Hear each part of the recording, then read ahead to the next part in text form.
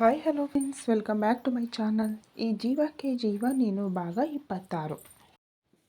Aunty, don't worry, ನನ್ನನ್ನು ಸಾಮ್ರಾಟ್ ತಮ್ಮ ಎಂದು ಭಾವಿಸಿ ನಿಮ್ಮ ಈ ಮಗಳನ್ನು ನನಗೆ ಮದುವೆ ಮಾಡಿಕೊಟ್ಟರೆ ಐ ಪ್ರಾಮಿಸ್ ಸಾಮ್ರಾಟ್ ಜೊತೆ ನಾನು ಈ ಮನೆ ಅಳಿಯನಾಗಿ ಇಲ್ಲೇ ಇದ್ದು ಬಿಡುತ್ತೇನೆ ಎಂದವನ ಮಾತು ಕೇಳಿ ಎಲ್ಲರಿಗೂ ಆಶ್ಚರ್ಯವಾದರೆ ಸಾಮ್ರಾಟ್ ಕೋಪದಲ್ಲಿ ಏನಾದರೂ ಹೇಳುವ ಮೊದಲೇ ಅವನ ಮುಖವನ್ನು ನೋಡಿ ಕಣ್ಣು ಹೊಡೆದು ಅಣುಕಿಸಿದ ಆರ್ಯ, ಏನು ಎಲ್ಲ CID ಟೀಮ್ ಮೆಂಬರ್ ಒಬ್ಬ ಅಪರಾಧಿಯನ್ನು ನೋಡುವ ಹಾಗೆ ನನ್ನನ್ನು ನೋಡುತ್ತಿದ್ದೀರಾ?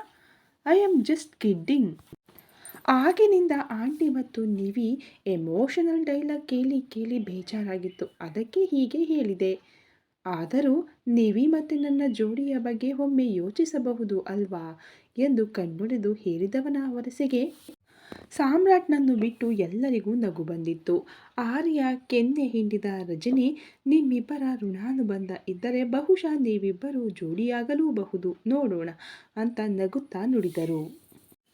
ಅಷ್ಟರಲ್ಲೇ ವಾಸುದೇವ್ ತನಗೆ ಬಂದಿದ್ದ 4-5 ಸ್ಟಾರ್ ಹೋಟೆಲ್ ಡೀಟೇಲ್ಸನ್ನು ಮಕ್ಕಳಿಗೆ ತೋರಿಸಿ ಎಲ್ಲರ ಒಪ್ಪಿಗೆಯ ಮೇರೆಗೆ ಮದುವೆ ನಗರ ಭಾಗದಲ್ಲಿರುವ ಸ್ಟಾರ್ ಹೋಟೆಲ್ನಲ್ಲಿ ನಡೆಯುವುದರ ಜೊತೆ ಮದುಮಕ್ಕಳ ಒಪ್ಪಿಗೆಯಂತೆ ಇಬ್ಬರ ಮದುವೆಯ ಕಾರ್ಡ್ ಸೆಲೆಕ್ಷನ್ ಆಗಿತ್ತು.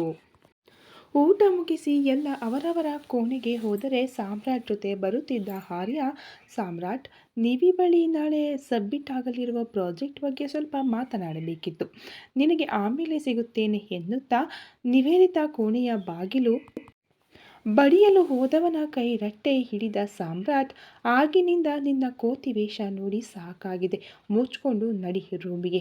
ಅಲ್ಲ, ಈ 6 ವರ್ಷದಲ್ಲಿ ನೀನು ಯಾವತ್ತೂ ನಾಚಿಕೊಂಡದ್ದು ನಾನು ಕಣ್ಣಾರ ನೋಡೇ ಇಲ್ಲ.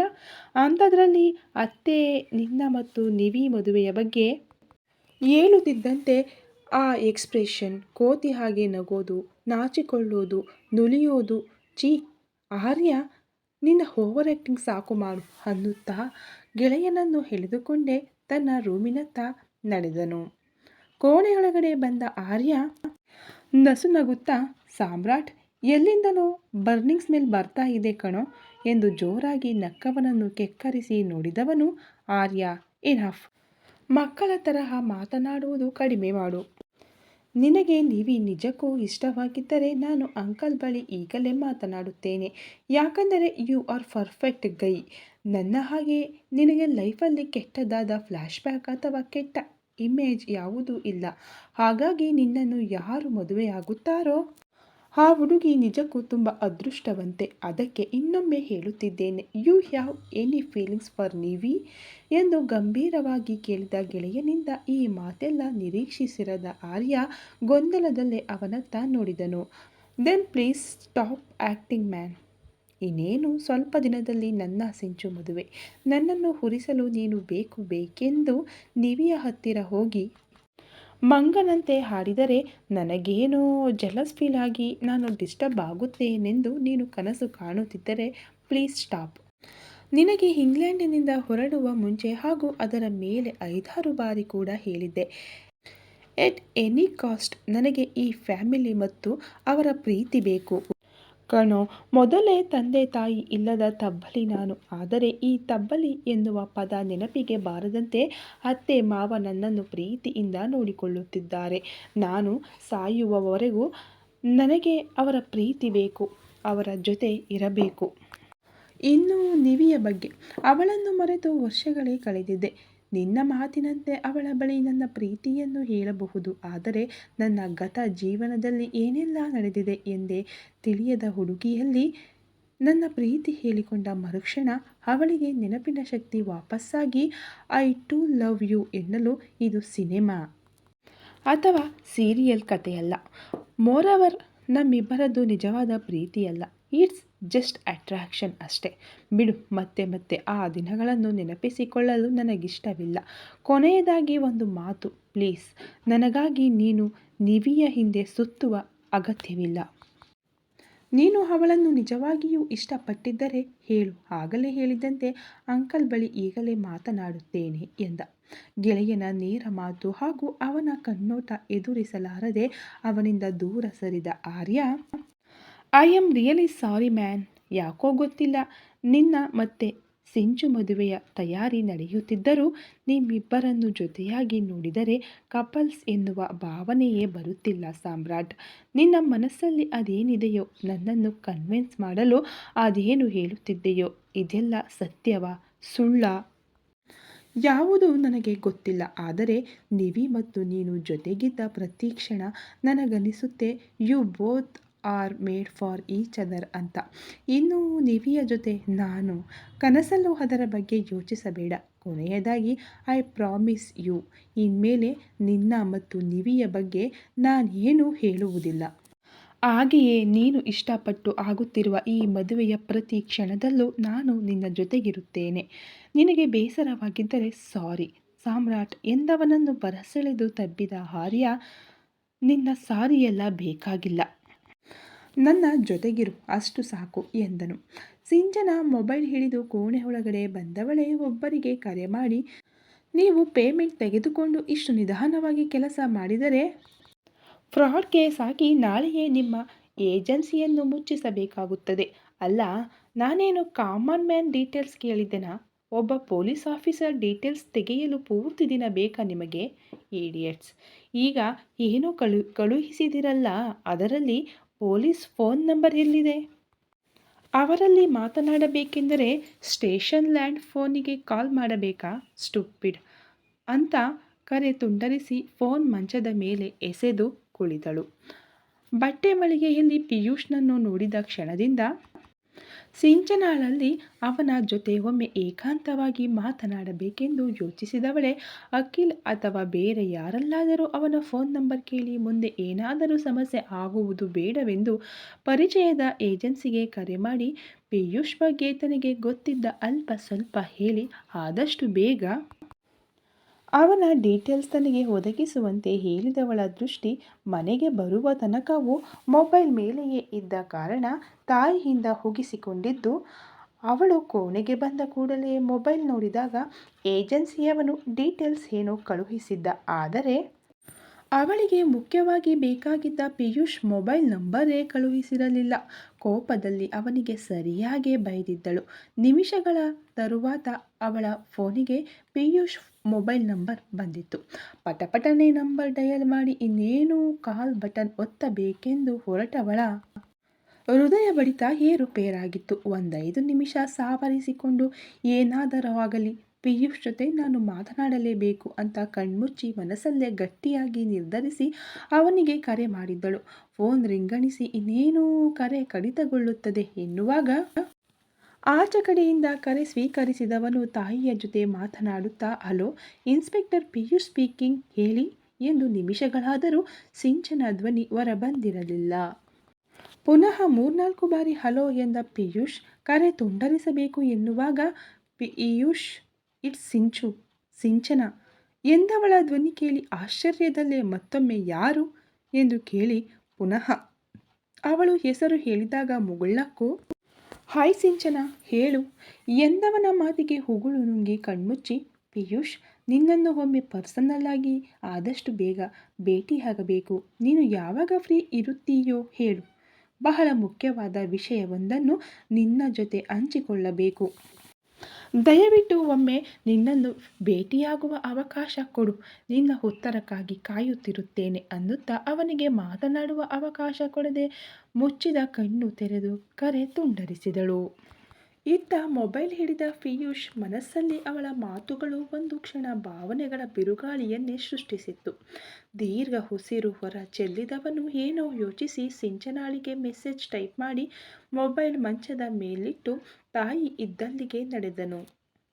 ಮೊಬೈಲ್ ಕೈಯಲ್ಲೇ ಹಿಡಿದು ಯೋಚನೆಯಲ್ಲೇ ಮುಳುಗಿದ್ದ ಸಿಂಚನಾಳಿಗೆ ನಿಮಿಷಗಳ ತರುవాత ಮೊಬೈಲ್ ಪರದೆಯಲ್ಲಿ ಬೆಳಕು ಕಾಣಿಸಿದಾಗ ಖುಷಿಯಲ್ಲೇ ಬಂದ ಮೆಸೇಜ್ ಓದಿ ಅವನಿಗೊಂದು ಧನ್ಯವಾದದ ಮೆಸೇಜ್ ಕಳುಹಿಸಿದಳು. ಬೆಳಿಗ್ಗೆ ತಡವಾಗಿಯೇ ಎದ್ದ ಸಿಂಚನಾಳಿಗೆ ಪಿಯೂಷ್ ಮೆಸೇಜ್ ನೆನಪಾದಾಗ ಬೇಗನೆ ತನ್ನೆಲ್ಲ ಕೆಲಸ ಮುಗಿಸಿ ತಯಾರಾಗಿ ಕೆಳಗಡೆ ಬಂದು ಪಾಟೀಲ್ ತಿಂಡಿ ಎಂದವಳ ಎದುರು ತಿಂಡಿಯ ತಟ್ಟೆ ಇಟ್ಟ ರಜನಿ ಅವಳನ್ನೊಮ್ಮೆ ಆಶ್ಚರ್ಯದಲ್ಲಿ ನೋಡುತ್ತಾ, ಇಲ್ಲಿಯವರೆಗೆ ಮೈ ಮುಚ್ಚೋ ಬಟ್ಟೆ ಹಾಕೆಂದು ನಿನಗೆ 1000 ಬಾರಿ ಬೈದರೂ ತಲೆ ಕೆಡಿಸಿಕೊಳ್ಳದವಳು ಇವತ್ತೇನು ಸಲ್ವಾರ್, ಅದಕ್ಕೆ ದುಪ್ಪಟ್ಟ ಬೇರೆ, ಸಾಮ್ರಾಟ್ ಏನಾದರೂ ಹೇಳಿದನಾ ಎಂದವರ ಮಾತಿಗೆ ಮುಖ ತಿರುವಿದ Sinchana. Mom, please stop. Samrat ನನಗೆ ಏನನ್ನೂ ಹೇಳಲಿಲ್ಲ. ಇವತ್ತು ನನ್ನ ಗೆಳತಿಯ ಮನೆಯಲ್ಲಿ ಏನೋ ಪೂಜೆ ಇದೆಯಂತೆ, ಅದಕ್ಕೆ ಈ ಬಟ್ಟೆ ಹಾಕಿದೆ. ಪೂಜೆ ಮುಗಿಸಿ ಆದಷ್ಟು ಬೇಗ ಬರುತ್ತೇನೆ. ಡ್ಯಾಡ್ ಬಳಿಯೂ ಹೇಳಿ ಎಂದು ತಿಂಡಿ ಮುಗಿಸಿ ಮನೆಯಲ್ಲಿದ್ದ ಕಾರನ್ನೇರಿ ಪಿಯೂಷ್ ಕಳುಹಿಸಿದ್ದ ವಿಳಾಸದತ್ತ ಹೊರಟಳು. 5 ಅಂತಸ್ತಿನ ಅಪಾರ್ಟ್ಮೆಂಟ್ ಎದುರು ಕಾರನ್ನು ನಿಲ್ಲಿಸಿ 3ನೇ ಮಾಳಿಗೆಗೆ ಲಿಫ್ಟಲ್ಲಿ ಬಂದ ಸಿಂಚನ, ಪಿಯೂಷ್ ಹೇಳಿದ ಮನೆಯ ನಂಬರಿನ ಎದುರು ನಿಂತು ಬಾಗಿಲು ಪಕ್ಕದಲ್ಲಿದ್ದ ಬೆಲ್ ಒತ್ತಿದ ನಿಮಿಷಗಳಲ್ಲಿ ಬಾಗಿಲು ತೆರೆದ ಪಿಯೂಷ್ ನಸುನಕ್ಕು, ಹಾಯ್ ಸಿಂಚನ, ಕಮ್ ಇನ್ ಎನ್ನುತ್ತಾ ಅವಳನ್ನು ಅಲ್ಲೇ ಇದ್ದ ಸೋಫಾದಲ್ಲಿ ಕೂರಲು ಹೇಳಿ 2 ಗ್ಲಾಸ್ ಜ್ಯೂಸ್ ಹಿಡಿದು ಬಂದು ಅವಳ ಕೈಗೊಂದು ಗ್ಲಾಸ್ ಕೊಟ್ಟು ಅವಳೆದುರು ಕುಳಿತು ಅಂಜುತ್ತಾ ಅತ್ತಿತ್ತ ದೃಷ್ಟಿ ಹರಿಸುತ್ತಿದ್ದವಳನ್ನು ಒಂದೆರಡು ಕ್ಷಣ ಗಮನಿಸಿ, ಸಿಂಚು, ನೋ ನೀಡ್ ಟು ವರಿ. ನಿನ್ನೆ ಮೆಸೇಜಲ್ಲಿ ಹೇಳಿದ್ದಂತೆ ಇದು ನನ್ನದೇ ಮನೆ. ಅಮ್ಮ ಅವರ ವಾಕಿಂಗ್ ಫ್ರೆಂಡ್ ಮನೆಯಲ್ಲಿ ಪೂಜೆ ಇದೆಯೆಂದು ಹೋಗಿದ್ದಾರೆ. ನೀನೇ ಹೇಳಿದಂತೆ ನಾವಿಬ್ಬರು ಭೇಟಿಯಾಗುವುದು ಯಾರಿಗೂ ತಿಳಿಯಬಾರದೆಂದು ಇಲ್ಲಿಗೆ ಕರೆದೆ. ಈಗ ನೇರವಾಗಿ ವಿಷಯಕ್ಕೆ ಬರೋಣ. ಹೇಳು, ನನ್ನ ಬಳಿ ಯಾವ ವಿಷಯದ ಬಗ್ಗೆ ಮಾತನಾಡಬೇಕಿತ್ತು ನಿನಗೆ ಅಂತ ಕುಡಿದ ಜ್ಯೂಸ್ ಗ್ಲಾಸನ್ನು ಕೆಳಗಿಡುತ್ತಾ ಕೇಳಿದಾಗ ಸಿಂಚನ ದೃಷ್ಟಿ ಅವನತ್ತ ಹೊರಳಿತು. ಅವನ ನೇರವಾದ ಕಣ್ಣೋಟ ಎದುರಿಸಲಾರದೆ ತಲೆ ತಗ್ಗಿಸಿ, ಪಿಯೂಷ್, ಅದು I am really sorry. College ದಿನಗಳಲ್ಲಿ ಏನೋ ಹುಡುಗು ಬುದ್ಧಿ, ನಿನ್ನ ಜೊತೆ ಪ್ರೀತಿ ಅನ್ನುವಾಗ ಅವಳ ಮಾತನ್ನು ಅರ್ಧಕ್ಕೆ ತಡೆದ ಪಿಯೂಷ್, ಸಿಂಚನ, ಆ ವಿಷಯದ ಬಗ್ಗೆ ನೀನು ಮಾತನಾಡಲು ಬಂದಿದ್ದರೆ ಪ್ಲೀಸ್ ಸ್ಟಾಪ್. ನನಗೆ ಕಳೆದು ಹೋದ ದಿನಗಳ ಬಗ್ಗೆ ನೆನಪಿಸಿಕೊಳ್ಳಲು ಅಥವಾ ಅದರ ಬಗ್ಗೆ ಮಾತನಾಡಲು ಇಷ್ಟವಿಲ್ಲ. ಅದು ಬಿಟ್ಟು ಬೇರೆ ಏನಾದರೂ ಹೇಳು ಎಂದು ಗಂಭೀರವಾಗಿಯೇ ಹೇಳಿದನು. ಅವಳ ನಿಮಿಷಗಳ ಮೌನದ ನಂತರ, ಹೇಳು ಸಿಂಚು, ಇನ್ನೇನು ಮದುವೆಯಾಗುವ ಹುಡುಗಿ ನೀನು. ಮದುವೆಯ ಶಾಪಿಂಗ್ ಎಲ್ಲ ಮುಗಿಯಿತಾ? ನೀನು ಇಷ್ಟಪಟ್ಟ ಮಾವನ ಮಗನ ಜೊತೆಯೇ ಮದುವೆಯಾಗುತ್ತಿದ್ದೀಯ. ಸಾಮ್ರಾಟ್ ಬಗ್ಗೆ ಹೇಳು, ಹುಡುಗ ಹೇಗೆ ಅಂದ. ಅವನೆಲ್ಲ ಪ್ರಶ್ನೆಗೆ ಅವಳ ಮೌನವೇ ಉತ್ತರವಾಗಿತ್ತು. ಹೇ, ಇದೇನು ಸಿಂಚನ, ಮಾತನಾಡಬೇಕೆಂದು ಬಂದು ಈಗ ಮಾತನಾಡದೆ ಮೌನವಾಗಿ ಕುಳಿತರೆ ನಾನೇನು ಅಂದುಕೊಳ್ಳಲಿ? ಮಧ್ಯಾಹ್ನದ ಮೇಲೆ ಡ್ಯೂಟಿಗೆ ಜಾಯಿನ್ ಆಗಬೇಕು. ಆದಷ್ಟು ಬೇಗ ವಿಷಯ ಹೇಳು ಅಂತ ಅವಳನ್ನೇ ನೋಡುತ್ತಾ ಕೇಳಿದನು. ಕೈಯಲ್ಲಿದ್ದ ಜ್ಯೂಸನ್ನು ಸ್ವಲ್ಪವೂ ಕುಡಿಯದೆ ಹಾಗೆಯೇ ಕೆಳಗೆ ಇಟ್ಟು, ಸಾರಿ, ನಿಮ್ಮ ಅರ್ಧ ದಿನವನ್ನು ಹಾಳು ಮಾಡಿದೆ ಎಂದು ಎದ್ದು ಹೊರಡಲು ಅನುವಾದವಳ ಎದುರು ಬಂದು ನಿಂತ ಪಿಯೂಷ್ ಅವಳ ಕಣ್ಣಲ್ಲಿ ಕಣ್ಣಿಟ್ಟು, ನೀನು ನಿನ್ನ ಜೀವನದಲ್ಲಿ ಆಗಲೇ ಮುಂದುವರೆದಿದ್ದೀಯ ಸಿಂಚನ. ಇನ್ನೇನು ಕೆಲವೇ ದಿನಗಳಲ್ಲಿ ಸಾಮ್ರಾಟ್ ಹೆಂಡತಿಯಾಗುವವಳು ನೀನು. ಅಂಥದರಲ್ಲಿ ಒಂದೊಮ್ಮೆ ನೀನೇ ಬೇಡವೆಂದು ನಿನ್ನ ಜೀವನದಿಂದ ಹೊರಗೆಸೆದ ನನ್ನನ್ನು ಮುಖ್ಯವಾದ ವಿಷಯವಿದೆ ಎನ್ನುವ ನೆಪ ಮಾಡಿಕೊಂಡು ಹೀಗೆ ಕದ್ದು ಮುಚ್ಚಿ ಭೇಟಿಯಾಗುವ ಅವಶ್ಯಕತೆ ಇದೆಯಾ?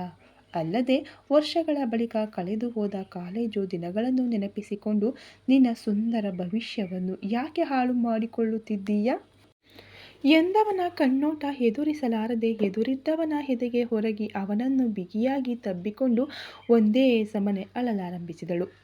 ಒಂದು ಕ್ಷಣ ಅವಳ ನಡೆಗೆ ಗಲಿಬಿಲಿಯಾದರೂ ಅವಳನ್ನು ಹೇಗೆ ಸಂತೈಸಬೇಕೆಂದು ತಿಳಿಯದೆ ಅವಳ ಭುಜವನ್ನು ತಟ್ಟುತ್ತಾ, ಸಿಂಚನ, ಸಿಂಚು ಎಂದು 10 ಬಾರಿ ಕರೆದರೂ ಅವಳ ಅಳು ನಿಂತಿರಲಿಲ್ಲ. ಕ್ಷಣಕ್ಕೂ ಹೆಚ್ಚಾಗುತ್ತಿರುವ ಅವಳ ಅಳುವ ನಡುವೆ ಅವನನ್ನು ತಬ್ಬಿದ ಅವಳ ಕೈಗಳು ಇನ್ನೂ ಬಿಗಿಯಾಗುತ್ತಿದ್ದವು.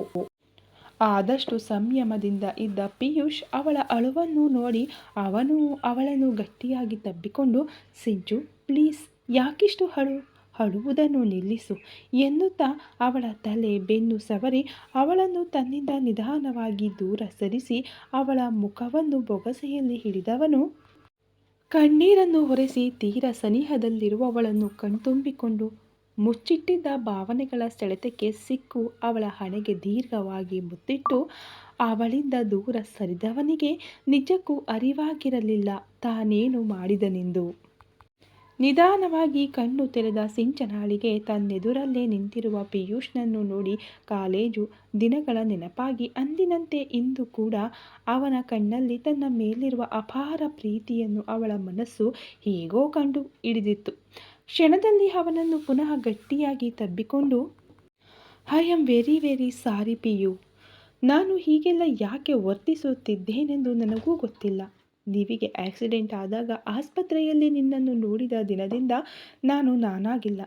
ಐ ಆಮ್ ಡಿಸ್ಟರ್ಬ್ ಅನ್ನುತ್ತಾ ಅವನಿಂದ ನಿಧಾನಕ್ಕೆ ದೂರ ಸರಿದು ತನ್ನನ್ನೇ ನೋಡುತ್ತಿರುವವನ ಮುಖವನ್ನು ಬೊಗಸೆಯಲ್ಲಿ ಹಿಡಿದು ತನ್ನ ಕಾಲನ್ನು ಎತ್ತಿ ಅವನ ನೇರಕ್ಕೆ ನಿಲ್ಲಲು ಪ್ರಯತ್ನಿಸುತ್ತಿರುವವಳನ್ನು ನೋಡಿದವನ ಹೃದಯದೊಳಗೆ ಚಿಟ್ಟೆಗಳು ಓಡಾಡುತ್ತಿದ್ದವು. ಪ್ರೀತಿಸಿದ ದಿನಗಳಲ್ಲಿ ತನ್ನ ಸಿಂಚನ ಹೇಗೆಲ್ಲ ಇರಬೇಕೆಂದು ಕನಸು ಕಾಣುತ್ತಿದ್ದವನ ಕನಸು ಇಂದು ನಿಜವಾಗಿತ್ತು. ಆಗೆಲ್ಲ ತನ್ನಿಂದ ಒಂದು ಅಂತರವನ್ನು ಕಾಯ್ದುಕೊಳ್ಳುತ್ತಿದ್ದ ಹುಡುಗಿ ಇಂದು ಅವನು ಬಯಸಿದಂತೆ ಅವಳಾಗಿಯೇ ಅವನ ಸನಿಹ ಬಂದಿದ್ದಳು. ಅವನ ಹೃದಯ ಬಡಿತ ವರ್ಷಗಳ ಬಳಿಕ ಏರುಪೇರಾಗಿತ್ತು. ಅವಳ ಸನಿಹ ಪ್ರೀತಿ ತುಂಬಿದ ಆ ಕಣ್ಣುಗಳನ್ನು ನೋಡಿದವನು ನಿಜವಾಗಿಯೂ ವಾಸ್ತವವನ್ನು ಮರೆತು ಅವಳಿಗೆ ಜೊತೆಯಾಗಿದ್ದ. ಹುಪ್ಸ್, ಎಷ್ಟು ಉದ್ದವಾಗಿದ್ದೀಯ ಪಿಯು ನೀನು ಅನ್ನುತ್ತಾ ಅವನ ಭುಜದ ಮೇಲೆ ಕೈಯಿಟ್ಟು ಮುಗ್ಧವಾಗಿ ಹೇಳಿದವಳ ಮಾತನ್ನು ಕೇಳಿ ಅವನ ತುಟಿ ಹರಳಿತ್ತು. ಅವನ ನಗುವನ್ನು ನೋಡಿ ಭುಜಕ್ಕೊಂದು ಪೆಟ್ಟು ಕೊಟ್ಟು ಹಣೆಗೆ ಕೊಡಬೇಕಾದ ಮುತ್ತಿನ ಮುದ್ರೆಯನ್ನು ಅವನ ತುಟಿಯ ಮೇಲೆ ಹೊತ್ತಿದಳು. ಸಿಂಚನ ಸನಿಹದಲ್ಲೇ ಕಳೆದು ಹೋಗಿದ್ದ ಪಿಯೂಷ್ ಅವಳ ಅಚಾನಕ್ ವರ್ತನೆಗೆ ದಿಗಿಲುಗೊಂಡು ಗಾಬರಿಯಲ್ಲಿ ಅವಳನ್ನು ದೂರ ತಳ್ಳಿದನು. ಈ ಕತೆ ಇನ್ನು ಮುಂದುವರಿಯುವುದು. ಯಾರೆಲ್ಲ ಇನ್ನೂ ಸಬ್ಸ್ಕ್ರೈಬ್ ಮಾಡ್ಕೊಳ್ಳದೆ ಹಾಗೆ ವಿಡಿಯೋ ನೋಡ್ತಾ ಇದ್ದೀರೋ ಈಗಲೇ ಹೋಗಿ ಸಬ್ಸ್ಕ್ರೈಬ್ ಮಾಡ್ಕೊಳ್ಳಿ. ಹಾಗೆ ವಿಡಿಯೋ ಬಗ್ಗೆ ನಿಮ್ಮ ಅನಿಸಿಕೆ ಅಭಿಪ್ರಾಯಗಳನ್ನು ನಮಗೆ ತಿಳಿಸಿ. ಹಾಗೆ ವಿಡಿಯೋಗೆ ಒಂದು ಲೈಕ್ ಮಾಡೋದನ್ನು ಮಾತ್ರ ಮರಿಬೇಡಿ. ನಿಮ್ಮ ಸಪೋರ್ಟ್ ಮತ್ತು ಪ್ರೋತ್ಸಾಹಕ್ಕೆ ತುಂಬ ಹೃದಯದ ಧನ್ಯವಾದಗಳು. Thank you so much.